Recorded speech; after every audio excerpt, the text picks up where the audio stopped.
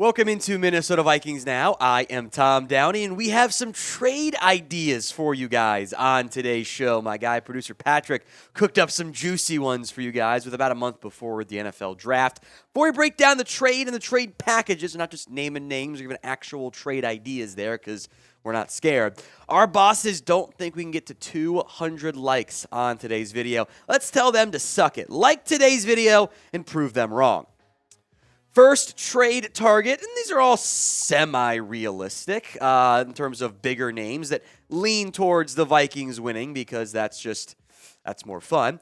Jeffery Simmons. I am a huge fan of what Jeffery Simmons offers an NFL team. I think this is, if you're naming like the young top defense tackles, i.e. not like Aaron Donald because he's older, you're going to have a tough time finding five guys that are better. A disruptive interior pocket pressure, presence, run stopper, 3-down lineman who will cost a lot of money. Make no mistake, this would be a massive contract here. Adding Jeffery Simmons to the Vikings defense, I don't think there's a single hypothetical move, even if it's talking, 5% realism, of making your defense better overnight than adding a player like Jeffery Simmons, who allegedly, he removed his Titans Instagram photos. Tennessee appears to be rebuilding. Do they want to pay him big money? I don't know. The trade package is not that dissimilar from the DeForest Buckner one. Not quite the same premium pick, but it's also kind of similar to the A.J. Brown trade in the end.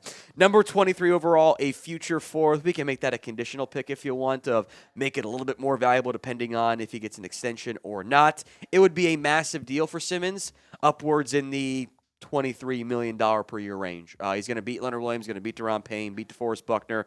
If you pay him first, though, then Quinnen Williams eventually beats him from that perspective. Adding even in a 3-4 base scheme, Simmons would thrive. He's kind of been in a 3-4 scheme to an extent in Tennessee. He can play 5 technique on base downs for you, kick inside of the 3 technique role, and thrive as a pass rusher.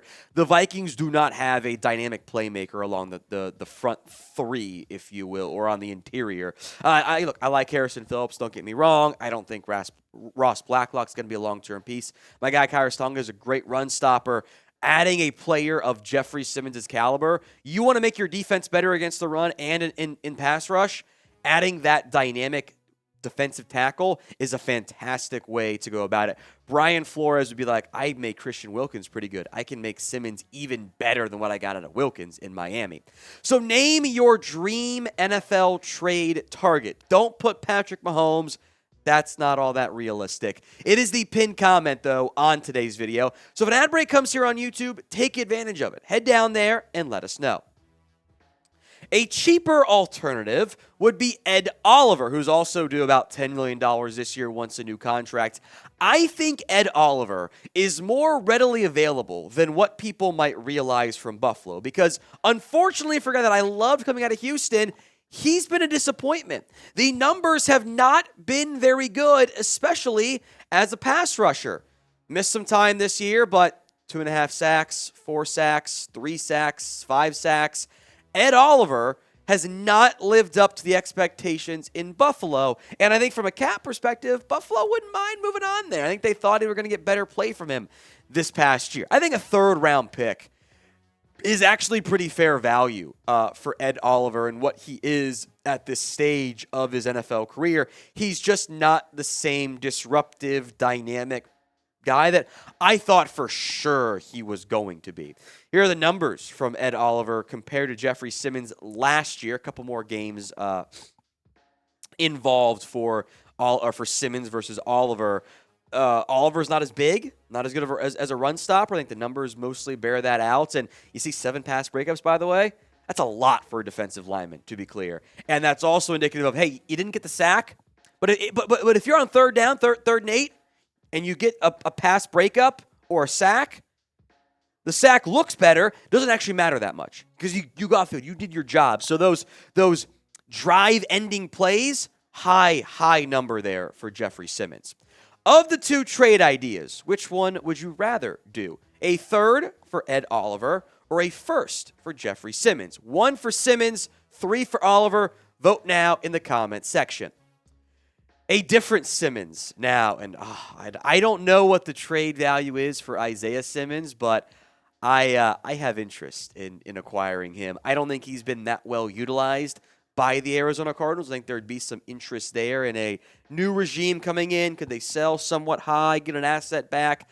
I'm not too terribly sure, but I think Arizona's going to be rebuilding. And they love taking players who are kind of tweeners, Hassan Reddick, Zaven Collins, Isaiah Simmons, not using them all that well, and then letting them have success elsewhere. I think Brian Flores would love to get a player like Isaiah Simmons, a chess piece on defense, can play some overhang Derwin James roles, can play some straight linebacker, can cover tight end, at least has the upside to do so. I think he'd be an awesome chess piece in Minnesota alongside Brian Flores, or under Brian Flores, I should say.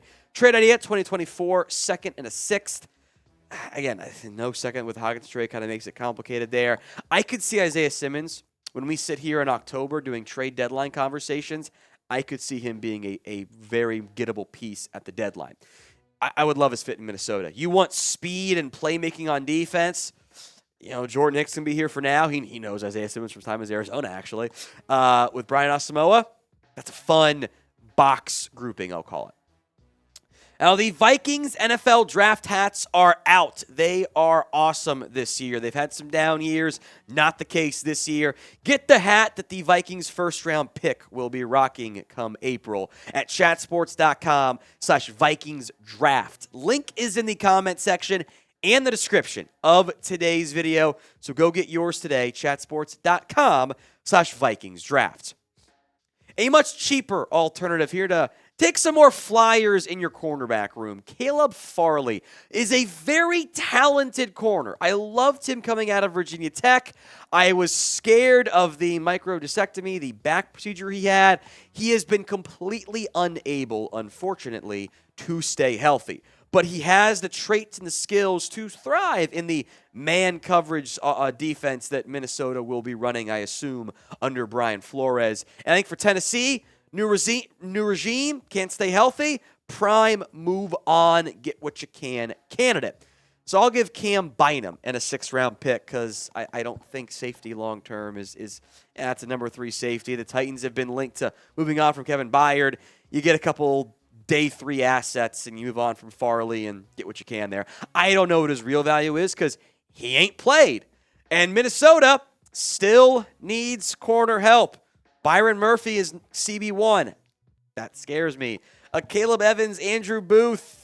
Who's going to be your nickel, by the way? You're going to play Byron Murphy there? Maybe that's the route you end up going. You got to get more corners. You need not just talent and high-end impact guys. You need bodies right now. Since you broke poor producer Patrick's heart and didn't bring back Duke Shelley, you need depth as well. So a flyer on Caleb Farley is the exact type of move, if depending on what the draft capital return looks like, that Minnesota should have interest in. So be honest with me, folks. How worried are you about this cornerback room? Patrick, 1 to 10? Yeah. About an 8, he says. I think that's fair. You gotta get some help in the draft or more free agents here. What do you guys vote? Producer Patrick says 8. I'll go 6.9 because I'm a child. Vote for me in the comments section. Scale it 1 to 10. You knew we were going to put Lamar Jackson on here. Like, come on. That was always going to be the case because how can you not, given that he wants out. Minnesota's been linked. Even we broke it down yesterday, some of the monetary aspects, the salary cap, it sort of makes it challenging. But, I mean, you get Lamar, you got one of the better quarterbacks in the NFL. Like, it's just like he's been awesome, man. The winning percentage of some of the higher-end quarterbacks of this last generation, so Payton Manning, Tom Brady, Big Ben, Aaron Rodgers, Lamar Jackson, every one of those guys on that list except for Lamar is a Hall of Famer. Now, Lamar is earlier in his career, so we got to see what else happens. But, I mean, quarterback wins are not a thing. It's often team-specific there, but it's just another data point of, like, MVP, successful, wins, missing some playoff success. Supporting cast would be the best he's ever had in Minnesota. Like, it'd be fun, man. Trade idea is Kirk Cousins and 2 first-round picks. You know, you can maybe ship off Kirk somewhere else if you're with Baltimore. Maybe it's a conditional 2024 first if you get a deal done, which I assume you would. So it's a lot, but you'd be the NFC North favorites. You would have the best quarterback, I think, in the division, or at least top 2 or top 3. That's an idea a lot of teams should be pursuing, and they aren't. So would you accept this deal? A for accept, D for decline. I know it's a lot. If you say D, I get it, but go vote for me in the comment section.